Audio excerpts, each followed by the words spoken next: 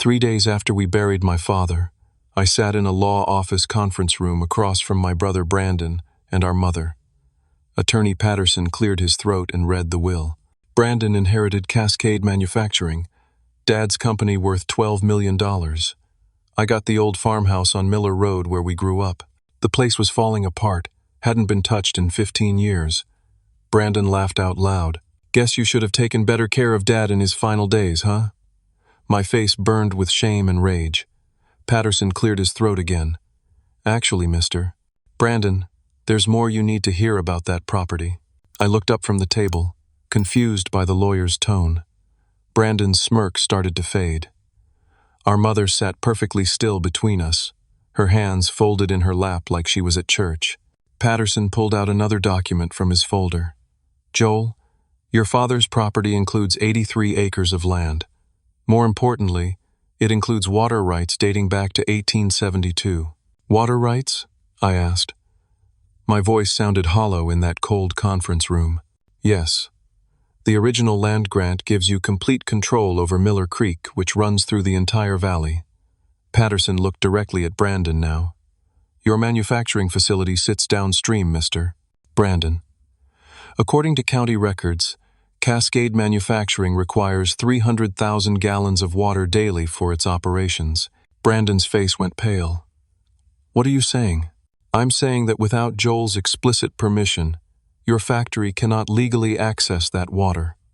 The current agreement your father had in place expires in 90 days. After that, if Joel doesn't grant you access, you'll have to shut down operations. The room went silent except for the hum of the air conditioning. I couldn't process what I was hearing. Brandon stood up so fast his chair scraped against the floor. This is insane. Dad wouldn't do this. Your father knew exactly what he was doing, Patterson said calmly. He slid a thick stack of papers across the table.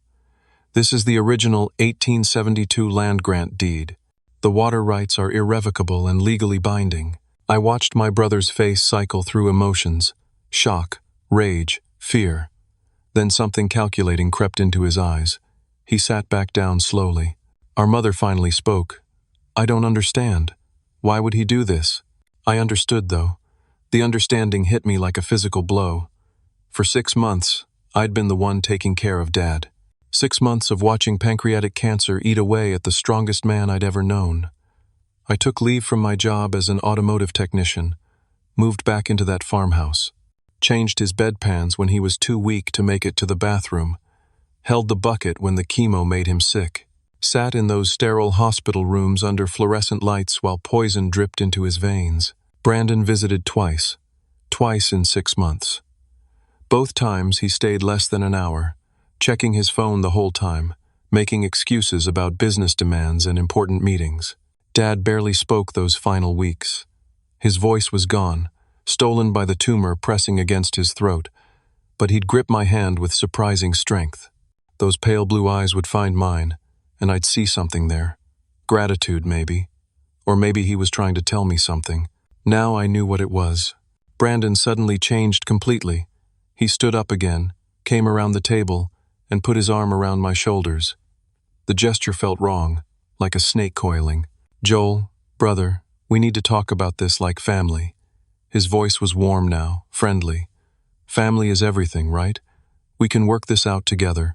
I stiffened under his touch, but didn't pull away. I'll make you an offer right now.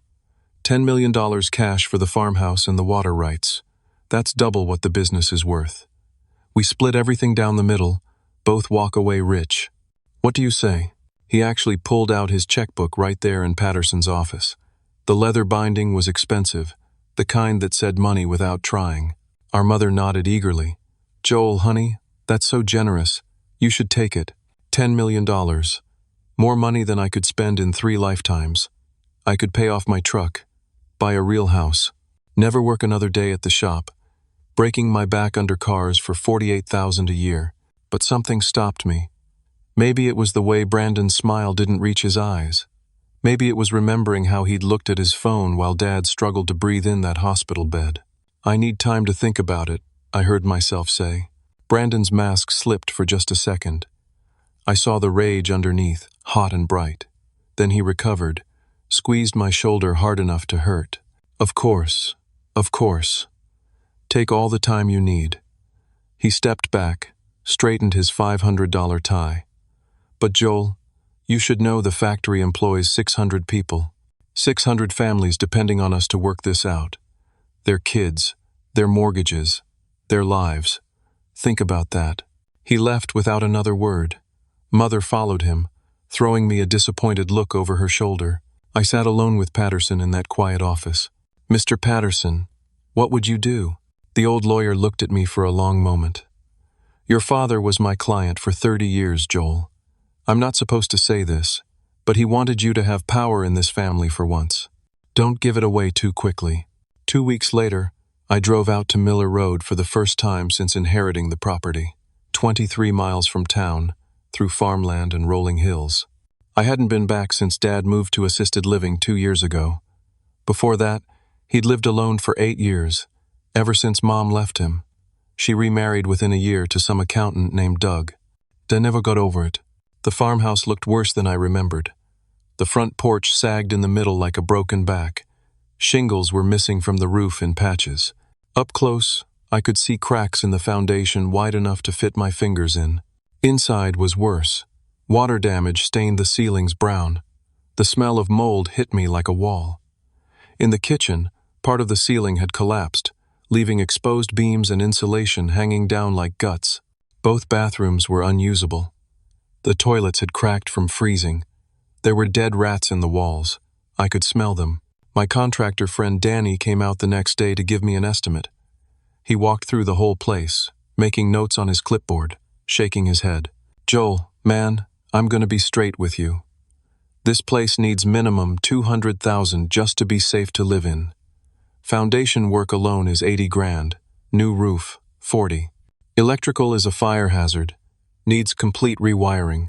Plumbing is shot. That's before we even talk about making it nice. I had $32,000 in my savings account. I made $48,000 a year at the shop. The math didn't work. That night I couldn't sleep. I lay in my apartment, staring at the ceiling, thinking about Dad's plan. He'd given me leverage over Brandon, but also a money pit I couldn't afford to maintain. What was I supposed to do? Then it hit me. I didn't have to sell. I could lease the water rights annually, charge Brandon $300,000 a year, forever, passive income while keeping the property. Maybe use that money to slowly fix up the farmhouse, turn it back into the home it used to be when we were kids. I met with my own attorney the next day. Cost me $3,000 as a retainer, money I put on a credit card. But she confirmed my strategy was legally sound. We started drawing up a leasing agreement. I called Brandon that afternoon to discuss it. He exploded. The screaming was so loud I had to hold the phone away from my ear. You ungrateful piece of trash. After everything I've done for you, after I offered you millions, you're going to bleed me dry, is that it? Squeeze your own brother? What exactly have you done for me, Brandon? My voice was calm. Name one thing.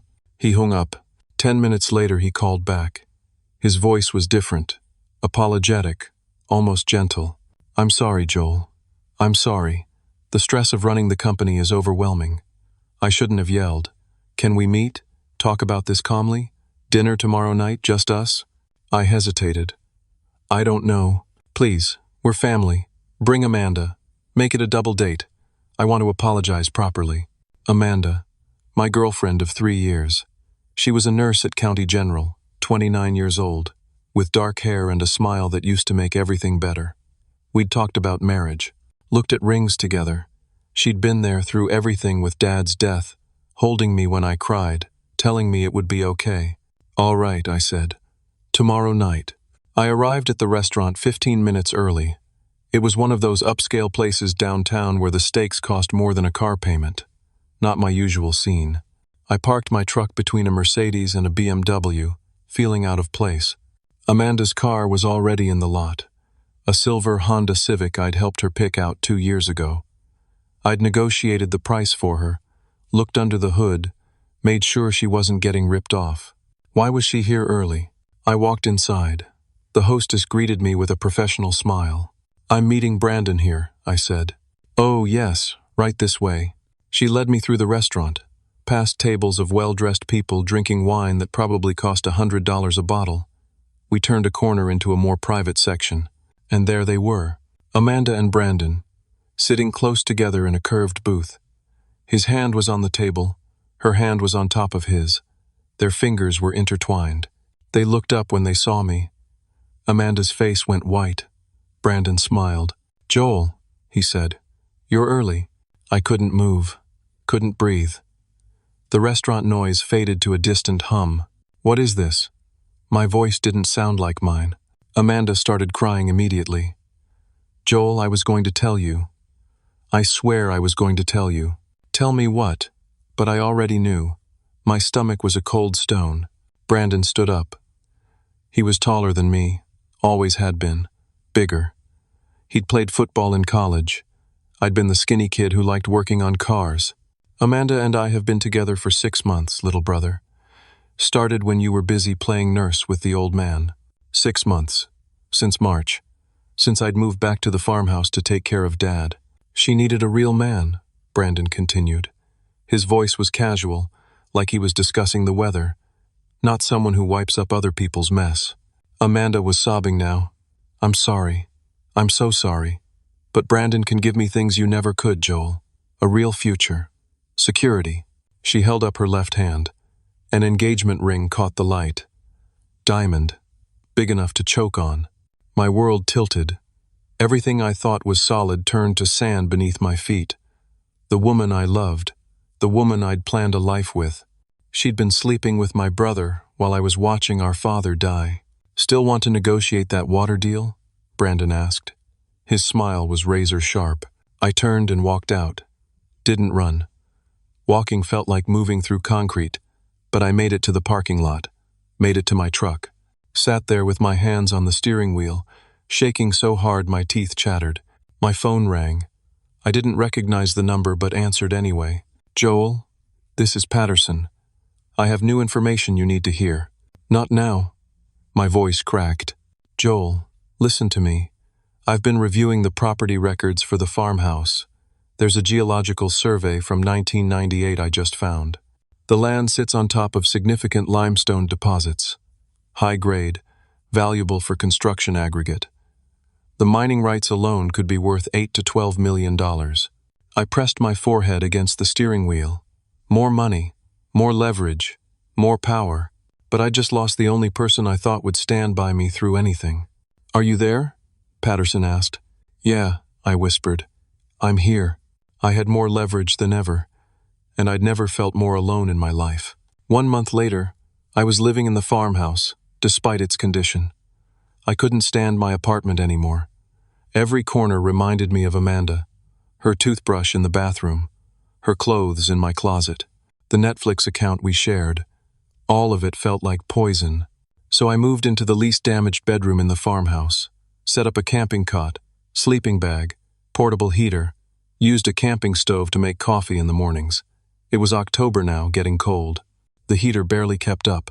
I was still working at the auto shop, but I was distracted.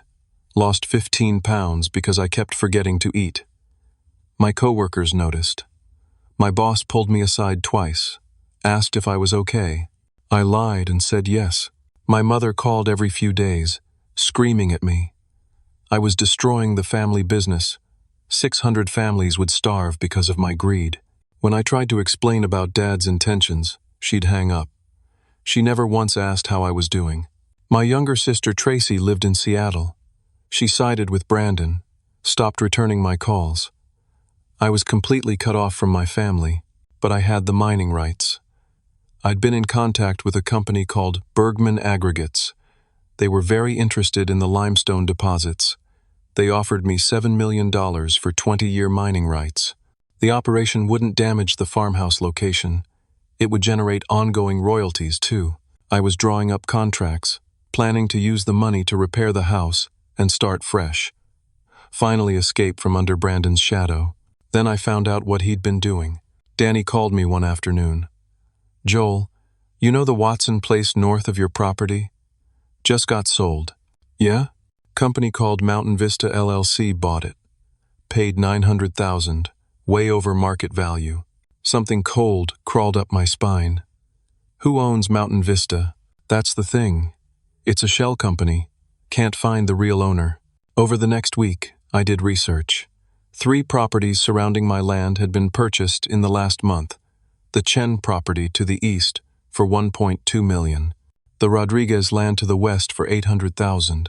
All bought by different LLCs with hidden ownership, but I knew. Brandon had surrounded me. He now controlled every access road except the main county road. Mining trucks would need to cross his land to reach the limestone deposits. He could block them, charge whatever he wanted, make the whole deal impossible. I was starting to understand how good he was at this, how far ahead he thought. While I was grieving and trying to survive, he was playing chess. Then the process server showed up. I got home from work one evening, exhausted and filthy. A man in a suit was waiting by the farmhouse door. "Joel?" He handed me papers. "You've been served." Brandon was suing to overturn the will. The lawsuit claimed Dad had dementia and wasn't mentally competent when he signed. Brandon had 3 doctors ready to testify that Dad was heavily medicated and confused. The suit alleged I'd manipulated a dying man for financial gain. There was a petition for an emergency injunction to freeze all property transactions. The court date was set for 45 days out. My hands shook as I read the papers. This wasn't just about money anymore. Brandon was calling me a manipulator, an abuser, making me out to be the villain. The next day, my attorney called with worse news. "Joel, I've reviewed the depositions. Your mother gave testimony. What did she say?" "She claims you isolated your father from the family during his final months, that you were angry and controlling, that your father was afraid of you." "That's not true. None of that's true." "I know. But it's in the official court record now. Your brother convinced her to commit perjury. My family had completely turned against me. Mother, brother, sister, all of them choosing Brandon's lies over the truth. Then I found out which judge was assigned to the case. Judge Franklin Harrison. I did some research. Judge Harrison's daughter worked at Cascade Manufacturing. She was Brandon's executive assistant, making $95,000 a year. Clear conflict of interest. My attorney filed a motion to recuse the judge. The motion was denied without explanation. She called me that afternoon. Her voice was different, careful. "Joel, I need to tell you something off the record." "Okay, I think the fix is in. I think your brother got to the judge somehow. Everything about this case feels wrong. The timing, the rulings, the way evidence is being handled." "What are you saying?" "I'm saying we're going to lose. Even with all the evidence on our side, I think we're going to lose this case." I sat on my camping cot in that cold, dark farmhouse, surrounded by peeling wallpaper and the smell of rot. Outside, the October wind howled. Inside, my life was falling apart piece by piece, and I had no idea it was about to get so much worse. 3 weeks before trial, the storms came. Late October in the valley meant rain and wind, sometimes hail. This year was particularly bad. Weather reports warned of severe thunderstorms. By then, my legal fees had consumed everything. The attorney required $15,000 to continue representing me. I'd maxed out 2 credit cards paying for depositions and expert witnesses. My savings account was empty. My wages from the shop barely covered gas and food. The farmhouse was deteriorating around me. Every time it rained, new leaks appeared. I'd placed buckets throughout the house, listened to the ping-ping-ping of water at night. The space heater was a fire hazard, ancient and sparking, but it was the only heat I had. I couldn't afford to fix anything. I was trapped in a dying house, fighting a legal battle I couldn't afford, against a brother who seemed to have unlimited resources. The storm hit on a Tuesday night. I was lying on my cot, reading case files by flashlight because the electricity had gone out again. The wind picked up around 10. By 11, it sounded like the house was screaming. Lightning lit up the room in stuttering flashes. Thunder shook the walls. I heard creaking sounds I'd never heard before, groaning, like the house was in pain. At midnight, something changed. The creaking got louder, more urgent. I sat up on the cot, listening. The northwest corner of the roof sounded like it was tearing away from the rafters. Then it did. The sound was enormous, Wood splintering, metal shrieking. A section of roof about 15 feet across just ripped away into the storm. Rain poured through the opening like a waterfall. I jumped off the cot, tried to get to the door. A beam fell from the ceiling, hit my shoulder. I went down hard, the wind knocked out of me. Pain exploded through my upper body. I tried to move, couldn't get up. Something was wrong with my ribs. Every breath felt like knives. My shoulder was on fire. The water was rising on the floor, cold and dark. I managed to reach my phone, call 911, gave them the address between gasps of pain.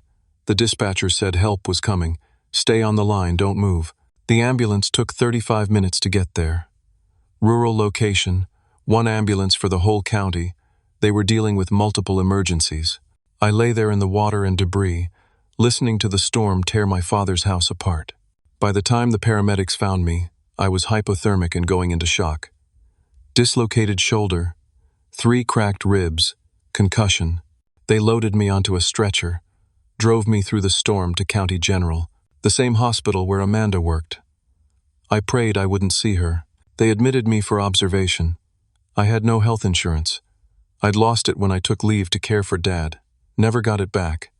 The hospital bill was going to be $48,000. I signed forms I didn't read, too drugged on pain medication to care anymore. I lay in that hospital bed for 3 days. The ceiling tiles had water stains just like the farmhouse. I stared at them, counting the brown spots, feeling nothing. No one visited, no family, no friends. I'd driven everyone away or they'd abandoned me. The only person who came was my attorney, and she brought bad news. Judge Harrison had granted Brandon's emergency injunction.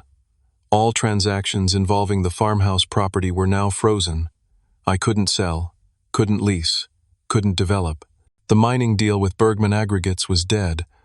The water rights couldn't be leased to anyone. There's more, she said. Her voice was apologetic. I have to withdraw from your case. What? Why? You haven't paid the retainer I asked for. I can't continue without payment. I'll get the money. I'll find it somehow. She looked away. Joel, I need to tell you something. Your brother contacted me a month ago, offered me $50,000 under the table to throw your case, to feed him information, make mistakes that would hurt you. My blood went cold. Did you take it? No.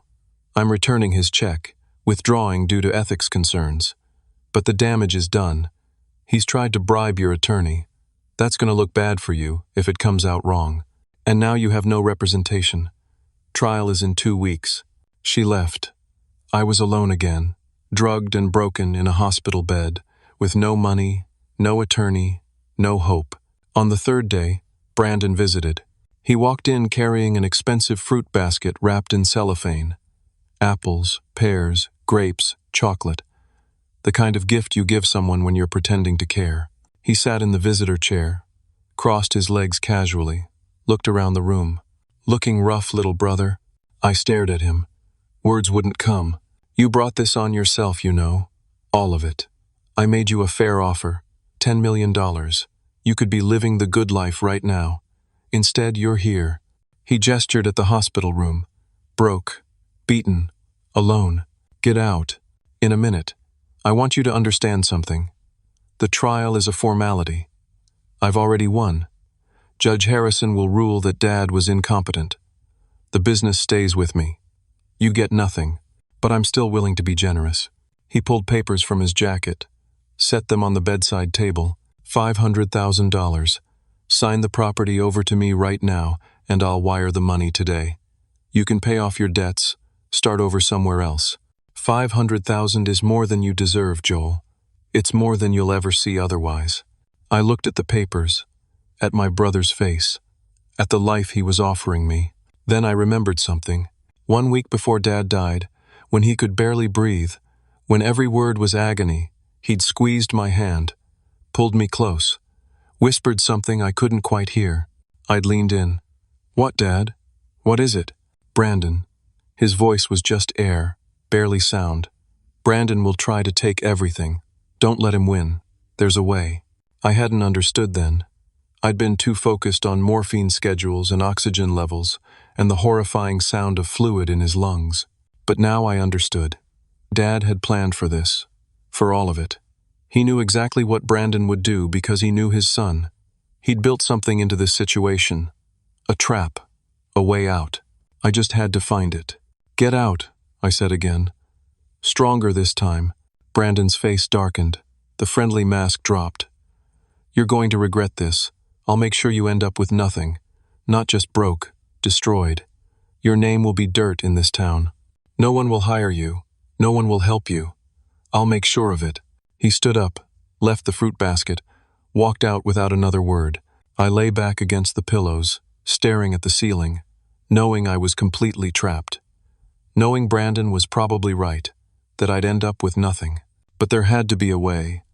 Dad had said so. There's a way. I just had to survive long enough to find it. They released me from the hospital after 5 days. I couldn't afford to stay longer. The bills were already catastrophic. I drove back to the farmhouse and found red tags on the door. County building inspector had condemned the property. The storm damage made it structurally unsafe for habitation. I had to vacate within 24 hours or face arrest. I found out later that Brandon's golf buddy was the inspector. Another piece moving on my brother's chessboard. I packed what I could fit in my truck. Sleeping bag, changes of clothes, my toolbox from work, some photos of Dad from when I was a kid, before everything got complicated. I became homeless that day. Started living in my truck, sleeping in Walmart parking lots, 24-hour gym parking lots, anywhere security wouldn't chase me off. I showered at Planet Fitness, $20 monthly membership I could barely afford. $8 menu food when I remembered to eat at all. 2 weeks later, the auto shop let me go. My manager, Steve, called me into his office. He looked uncomfortable, wouldn't meet my eyes. Joel, someone filed a complaint about you. What kind of complaint? They said you were unstable. Mentioned the lawsuit, the hospital stay. A customer complained you, seemed threatening. I've never threatened anyone. I know, but corporate is on me about this. With the complaint on file, I have to let you go. I'm sorry. I knew Brandon had orchestrated it somehow. Maybe paid someone to make the complaint. Maybe just spread rumors until someone believed them. It didn't matter. The result was the same. Unemployed, broke, injured, homeless. And the trial was 1 week away. I spent 3 days sitting in my truck in various parking lots, trying to figure out what to do next. How to represent myself in court when I knew nothing about law. How to fight a system that seemed rigged against me from the start. Then my phone rang. My mother's number. I almost didn't answer. But some desperate part of me hoped maybe she'd come to her senses. Maybe she'd finally see what Brandon was doing. Hello? Joel? Her voice was thin, shaky. She was crying. Joel, I'm in the hospital. My heart dropped. What happened? It's my heart. The doctors think. They think I might not make it this time. I need to see you, before I go. Where are you? I'm at home right now, resting. But I need you to come here. We need to talk, reconcile before it's too late. She was crying harder now. I'm so sorry, Joel. I'm so sorry for everything. Please come. I need my son. I should have known better. After everything that had happened, I should have seen it coming.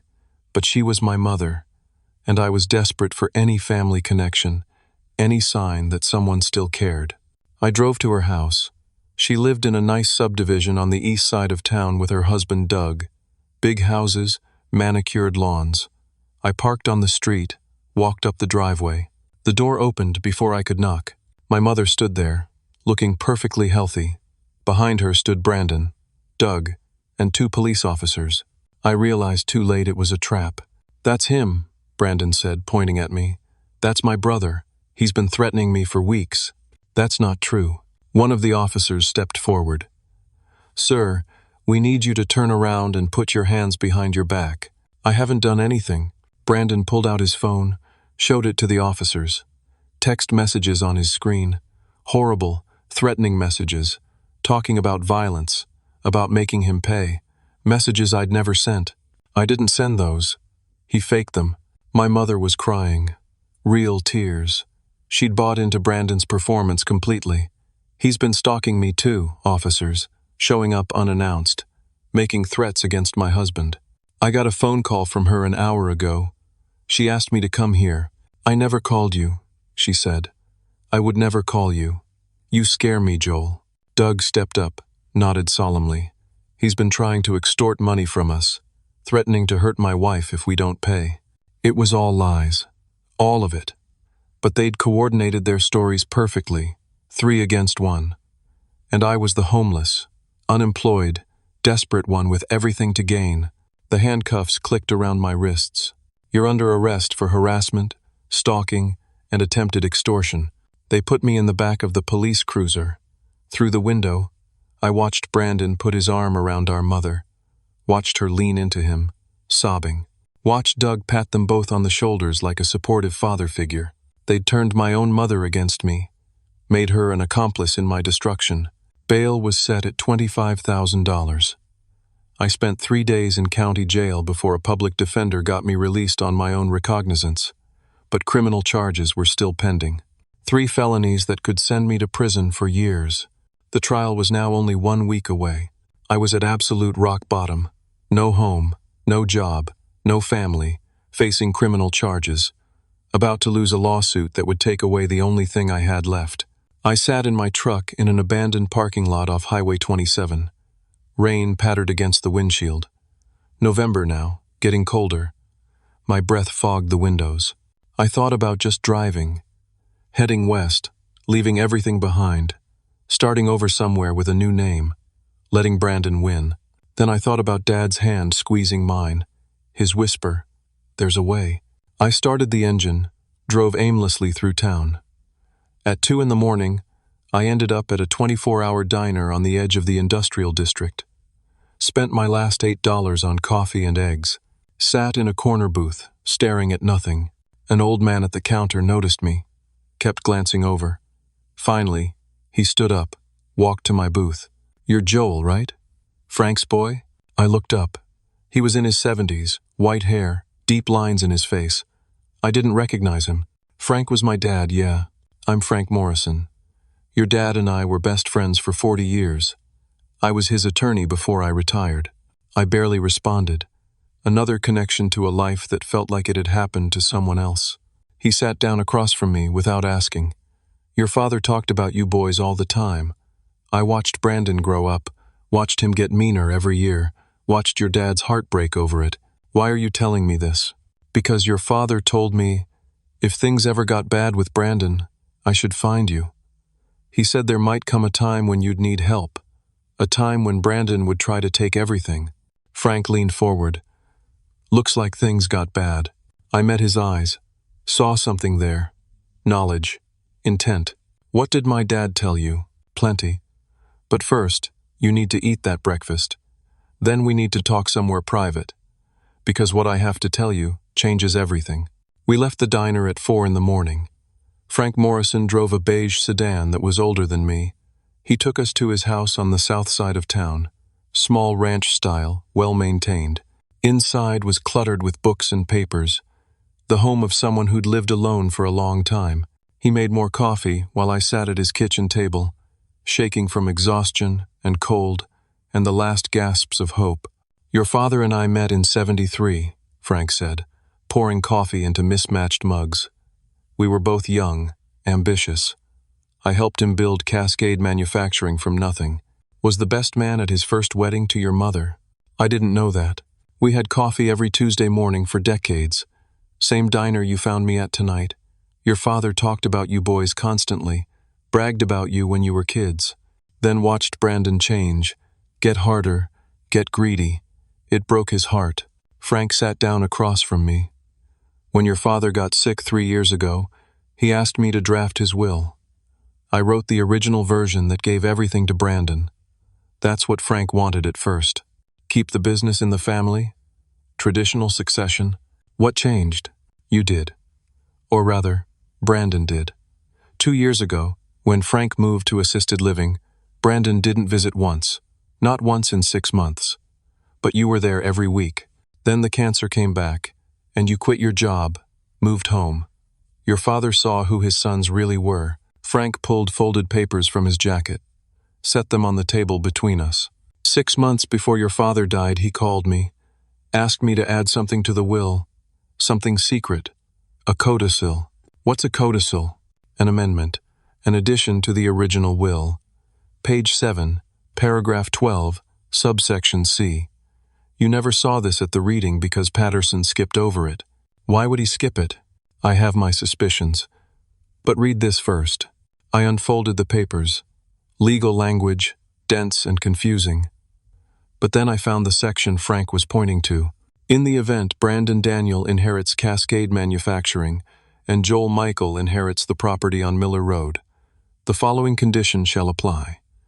If Brandon contests this will, or takes any action legal or otherwise to deprive Joel of his inheritance, or causes intentional harm to Joel's interests, the distribution of assets shall immediately reverse in full. Joel shall receive Cascade Manufacturing and all associated assets. Brandon shall receive the property on Miller Road and no other inheritance. I read it 3 times. Couldn't believe what I was seeing. Is this real? Completely legal and binding. Your father added it 4 days before he died. Had me bring the papers to his bedside, signed them with witnesses present, everything proper. So if Brandon fights me for the property, he loses everything. Complete reversal. You get the company. He gets the farmhouse. My mind was reeling. He's been suing me. He bought properties around mine to trap me. He got me arrested. Doesn't that count as intentional harm? Every bit of it. But there's a catch. Of course there was. You must file a countersuit within 90 days of the will reading. Today is day 88.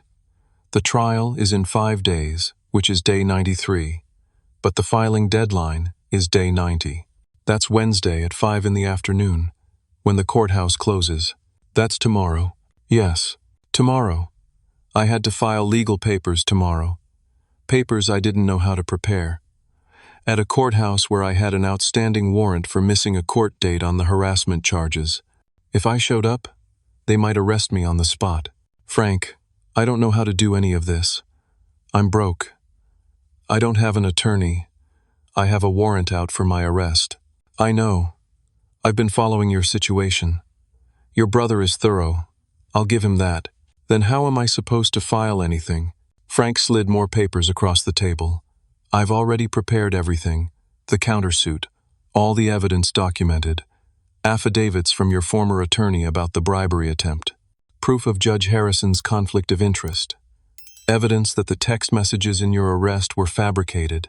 Testimony from your father's actual doctor that he was mentally sharp until the very end. I stared at the stack of documents. You did all this? Your father was my best friend for 40 years. I'm not going to let his son be destroyed by a liar. But you're retired. You can't represent me. No, I can't. You'll have to file this yourself. Tomorrow by 5 p.m. The courthouse closes exactly at 5. Not 5:01. 5. Today was Monday morning. Filing deadline was Wednesday afternoon. I had about 36 hours. My truck broke down yesterday. Needs $400 in repairs. I don't have $400. I don't have 4 cents. Frank stood up, walked to a drawer, pulled out his checkbook. Wrote a check for $600. This is my Social Security money for the month. Use it. Fix your truck. File those papers. And Joel? He looked at me with eyes that had seen a lot of years. Your father believed in you. That's why he set this all up. Don't let him down. I took the check with shaking hands. For the first time in months, I felt something other than despair. Hope. We spent the next 6 hours going over everything. Frank showed me exactly what to do, which forms to file, what order to present them. He couldn't come with me, couldn't represent me officially, but he could coach me. By noon, I had the truck repaired and everything prepared. The filing was ready.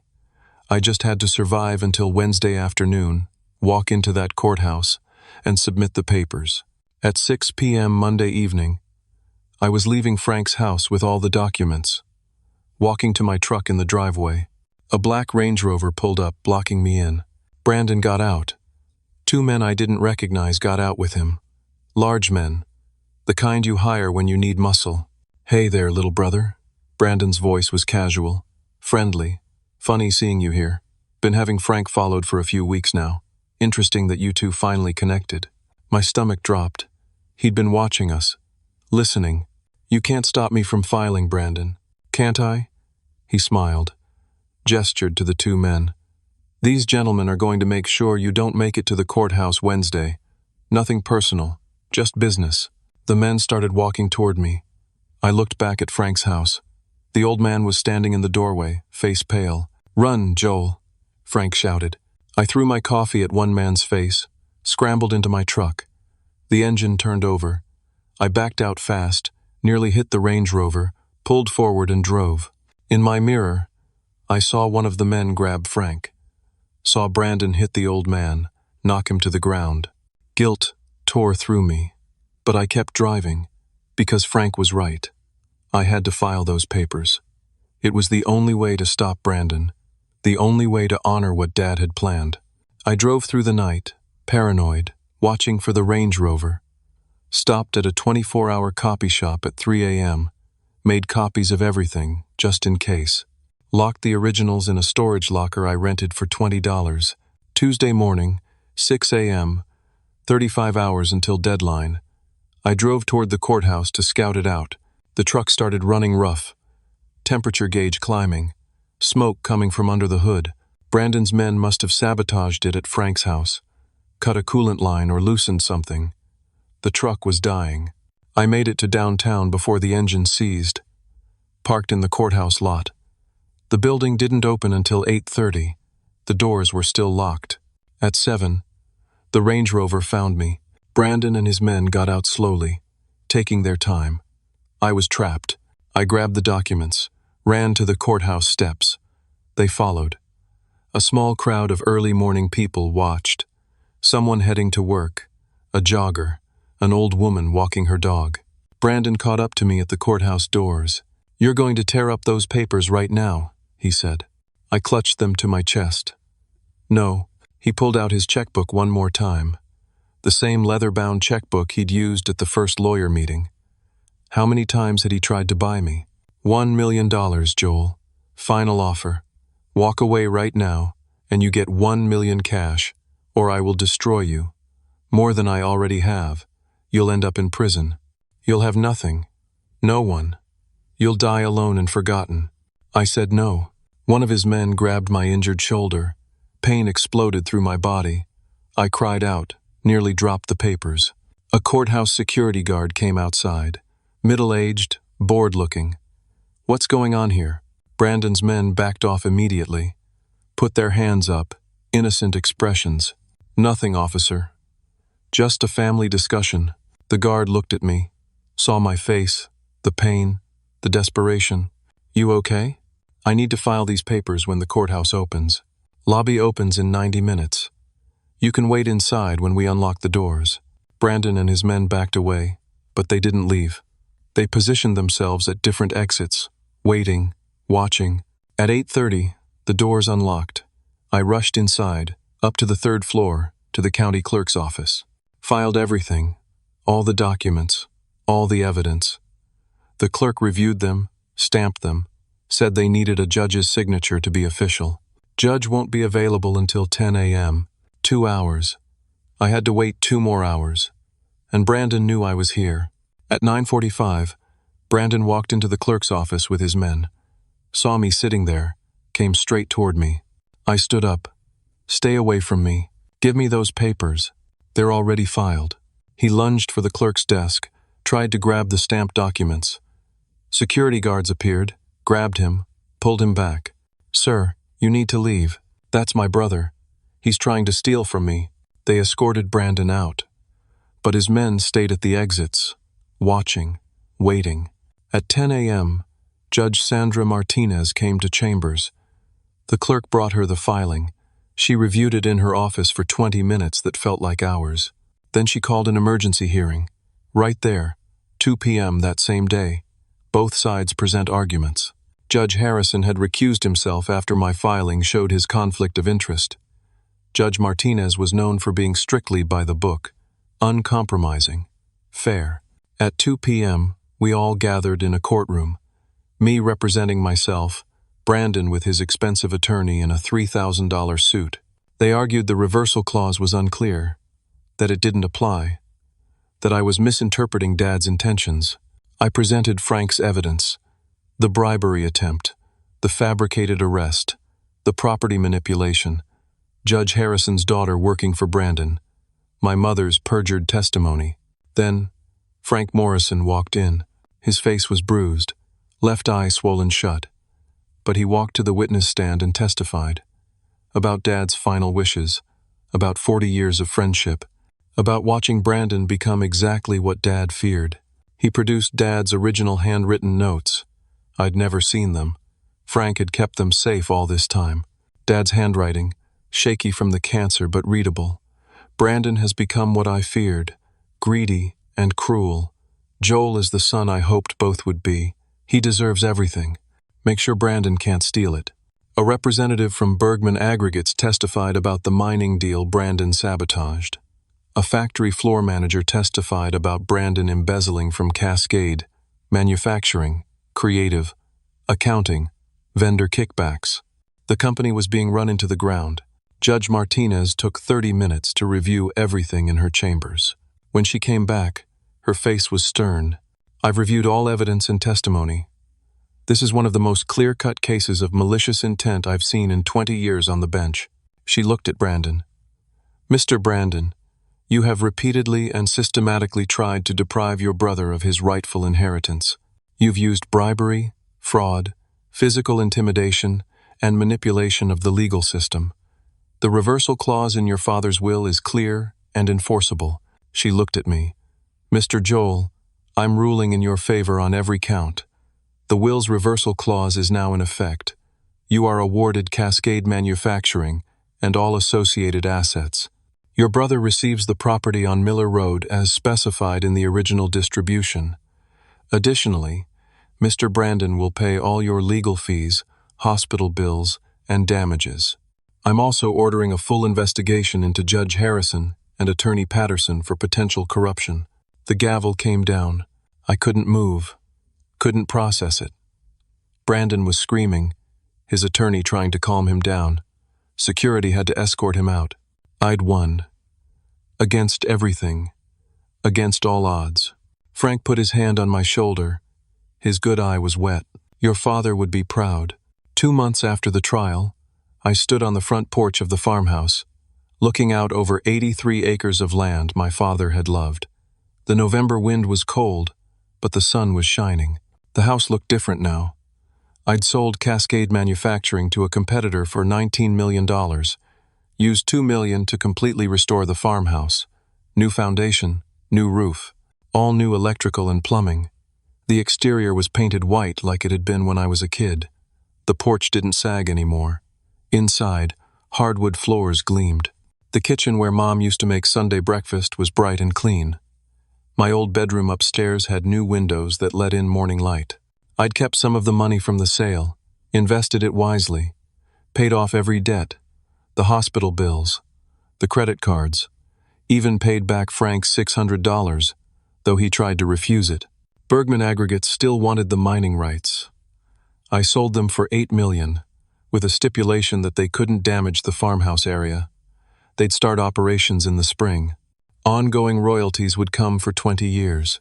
I donated $3 million to pancreatic cancer research in Dad's name, set up a foundation to help families dealing with terminal illness, respite care, financial assistance, the things I wished I'd had when Dad was dying.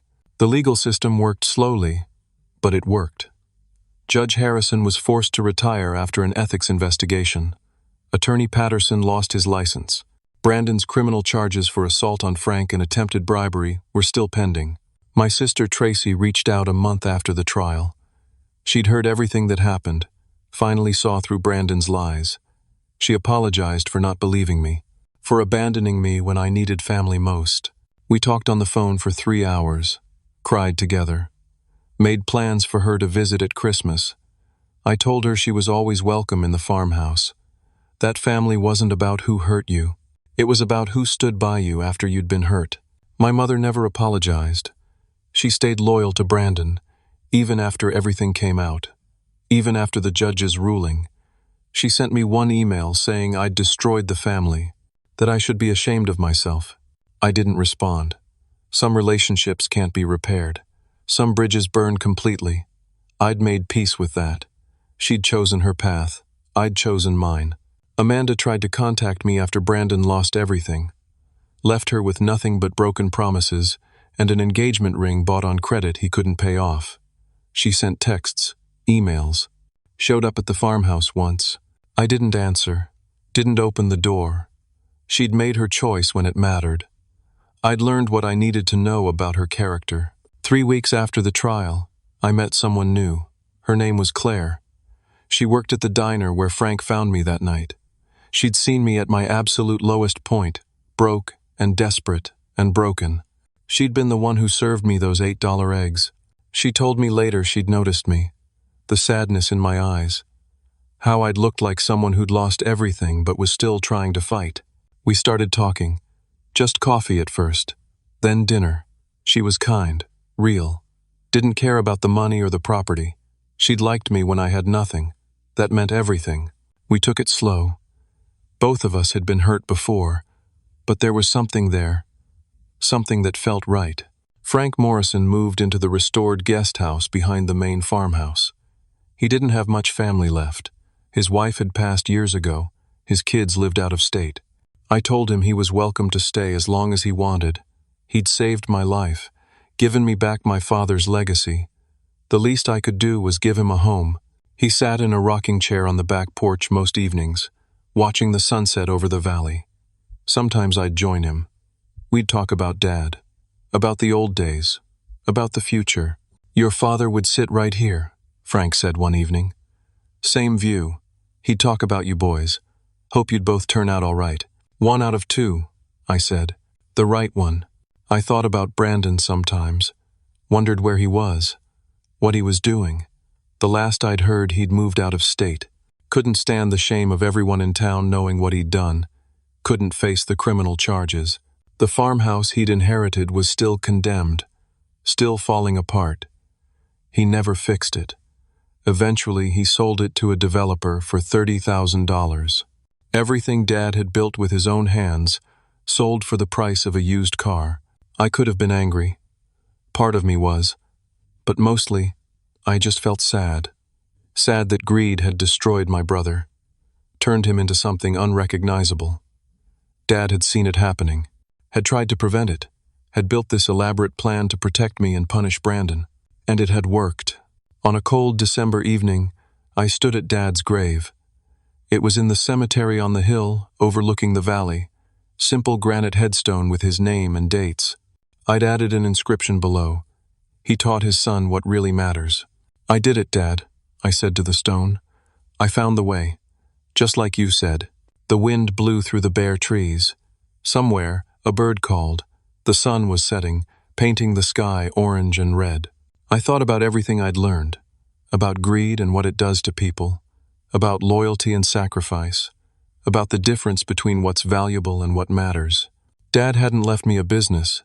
He'd left me a test, a trial by fire, a chance to prove who I really was when everything was taken away.